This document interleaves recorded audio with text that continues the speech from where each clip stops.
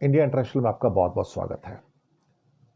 दोस्तों, आज जिस खबर के बारे में बात करने जा रहे हैं वो सूडान के बारे में है कि लोग दाने दाने को तरस रहे हैं, जबकि सूडान ऑयल और सोने के क्या कहते हैं मुहाने पर बैठा है। क्या क्या ट्रेजेडी है साहब, क्या ट्रेजेडी है। वॉशिंगटन में ट्रंप के खिलाफ प्रोटेस्ट हो रहे हैं, प्रदर्शन हो रहे हैं और ट्रंप के ऊपर उसका कोई फर्क नहीं पड़ रहा है। और इंडिया का ऑयल इंपोर्ट रशिया से ऑलमोस्ट जीरो हो गया है, यानी कि 21 नवंबर की डेट निकल गई तो इंडिया ने उसको जीरो कर दिया है, यानी कि अब कोई भी रिस्क नहीं लेना चाहता है। रिलायंस आधा तेल मंगाता है, वो जीरो हो गया है और इंडिया की जो ऑयल कंपनीज है उन्होंने भी घटाकर जीरो कर दिया है। तो अमेरिका की धमकी का पूरा असर पड़ चुका है। सबसे पहले आते हैं कि वॉशिंगटन में ट्रंप के खिलाफ बड़ा प्रदर्शन हुआ है। सड़कों पर इम्पीच, कन्विक्ट और रिमूव के नारे लग रहे हैं। इम्पीच, कन्विक्ट और रिमूव।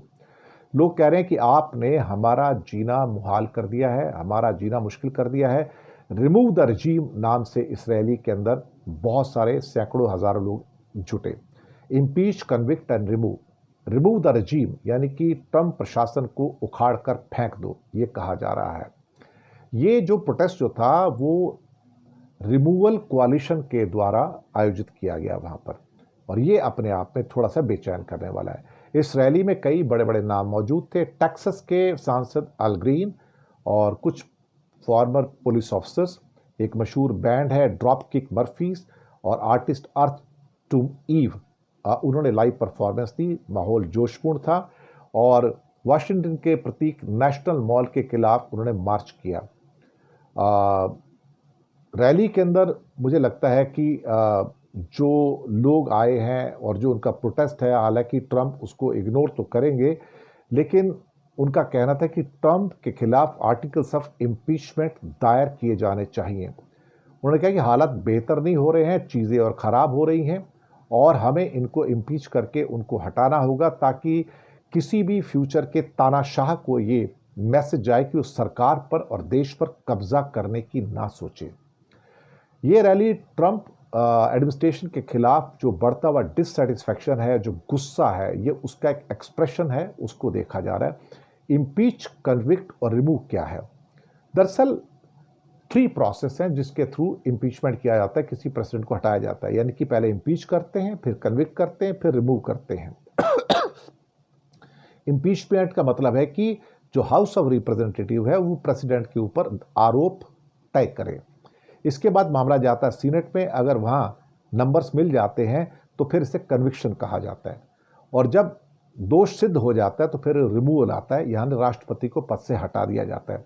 ये प्रोसेस थोड़ा सा रेयर है लेकिन संवेदनशील है और माना भी जाता है कि ये पहले भी किया जा चुका है और आगे भी किया जा सकता है क्योंकि वहाँ की जनता जागरूक है। दूसरा, रशिया से तेल ऑलमोस्ट बंद हो गया। 21 नवंबर की डेट निकल गई और भारत की सभी कंपनियों ने इंक्लूडिंग रिलायंस तेल लेना बंद कर दिया है। जी हाँ, और ये जीरो पे आ गया है। अब जीरो इंपोर्ट। रोजनेफ्ट और लुकोइल जो 2 कंपनियां थी, इनके ऊपर प्रतिबंध लगाए थे जो 21 तारीख को लागू हो गए, और उससे आधा तेल जो रिलायंस मंगाता था, रिलायंस ने पूरा का पूरा बंद कर दिया और कहा है कि जो हुआ है, हम जो इंटरनेशनल सैंक्शंस हैं हम उसका सम्मान करते हैं।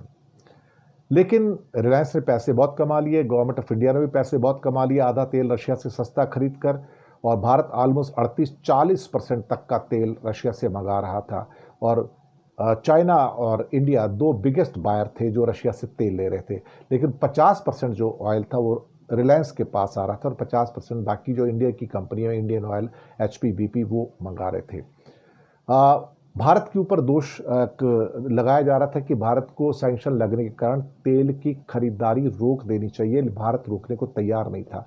भारत ने बहुत रजिस्ट किया कि अब मैं उसका कहना ना मानूं, लेकिन अल्टीमेटली ट्रंप साहब ने अपना वो क्या कहते हैं कि पैतरा चल दिया, वो ट्रंप कार्ड चल दिया, जिसके द्वारा जो दोनों मेजर कंपनियां जो तेल निर्यात करती थी उनको वहाँ से सैंक्शन में ले आए और भारतीय कंपनियों के पास कोई रास्ता नहीं बचा कि वो अब रूस से तेल लेना बंद कर दें। 21 तारीख को वो सारा का सारा एक चैप्टर बंद हो गया।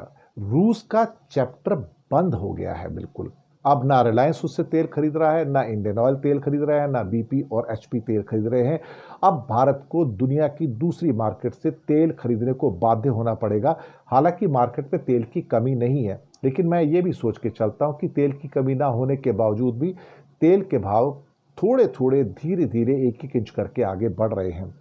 मैं ये नहीं कहूँगा कि तेल का कोई संकट है, लेकिन तेल अवेलेबल है। लेकिन इस बीच में भारत ने अमेरिका से LPG का जो 10% का मंगाने का निर्णय लिया है, जो कि काफ़ी महंगा पड़ेगा, वो भी एक किस्म से अमेरिका को खुश करने का ही एक किस्म से प्लान है। तो कौन कहता है कि भारत दबाव में नहीं आता? कौन कहता है कि भारत दबाव में तेल खरीदना नहीं छोड़ेगा? अल्टीमेटली भारत ने अमरीकी दबाव के अंदर तेल खरीदना छोड़ दिया और बल्कि अमेरिका से 10% LPG का आयात का भी निर्णय लिया। तो प्रेशर काम करता है। अमेरिका के सामने आज भी भारत असहाय नजर आ रहा है। सूडान की बात करेंगे। सूडान जो तेल और सोने के भंडार पर बैठा है, लेकिन वहाँ के लोग दाने दाने को मोहताज है साहब, गृह युद्ध में। और सारा इल्ज़ामात UAE के आ रहा है, जहाँ पे वो जो सपोर्ट फोर्स है उनकी, एक रैपिड सपोर्ट फोर्स, उसको हथियार देता है और उसके बदले में UAE उनसे सोना लेता है, जबकि उनकी सेना जो है वो इनसे लड़ रही है। सूडान के लाखों लोगों की क्या विडंबना है कि जिस देश में क्या कहते हैं कि तेल के और सोने के पहाड़ हों, उनके सामने 2 वक्त की रोटी का भी संकट आ गया है। उन्हें 2 वक्त की रोटी नसीब नहीं है। सूडान के पास तेल है, सोना है, खेती की ज़मीन है, नेचुरल रिसोर्सेज है, वो अपनी आबादी का पेट भर सकता है, एक्सपोर्ट कर सकता है। उसके बाद सूडान के पास एक अहम पोर्ट भी है, लेकिन मुसीबत यह है सारी की सारी की उसके जो तेल सोना उसका जो दोहन हो रहा है वो दूसरे मुल्क कर रहे हैं, उसको एक्सप्लॉइट कर रहे हैं। इससे ज़्यादा और क्या होगा कि इससे ज़्यादा बदकिस्मती किसी देश की और क्या हो सकती है कि जो सोने की खान के ऊपर बैठा है, जो तेल की खान पर बैठा है, उसे खाने को रोटी नसीब नहीं है। और उसमें गल्फ कंट्री भी इन्वॉल्व हैं, यूरोपियन नेशंस भी इन्वॉल्व हैं। सऊदी ने बीच में इंटरवीन किया और कहा कि सऊदी ने ये कहा कि भाई ऐसा है कि अमेरिका से कि तुम इंटरवीन करो ताकि UAE को यहाँ से सोना ना मिल सके, यानी कि दुबई, अबू धाबी। तो एक गल्फ का स्ट्रॉन्ग नेशन सऊदी गल्फ के दूसरे स्ट्रॉन्ग नेशन UAE के खिलाफ जा रहा है और अमेरिका को बीच में ला रहा है। कमाल की बात यह है कि वहाँ पर बहुत सारा हिस्सा जो है एक किस्म से क्या खेती पर निर्भर है, लेकिन जो बाकी पेट्रोलियम वगैरह है जो उनका मुख्य सोर्स है, वहाँ से उनको अरबों डॉलर मिल सकते हैं।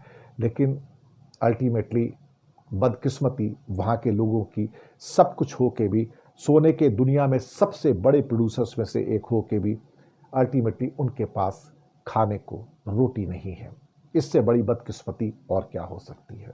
शुक्रिया आपका बहुत बहुत। चैनल को सब्सक्राइब कीजिएगा। हो सके तो छोटी छोटी आर्थिक मदद कर सकते हैं। नीचे हमने आपके लिए UPI नंबर और बैंक अकाउंट नंबर भी दिए हैं। किसी एक को चुनकर छोटी सी मदद करेंगे तो अच्छी पत्रकारिता को बचाने में आप हमारे सहयोगी भी बनेंगे। धन्यवाद आप सबका।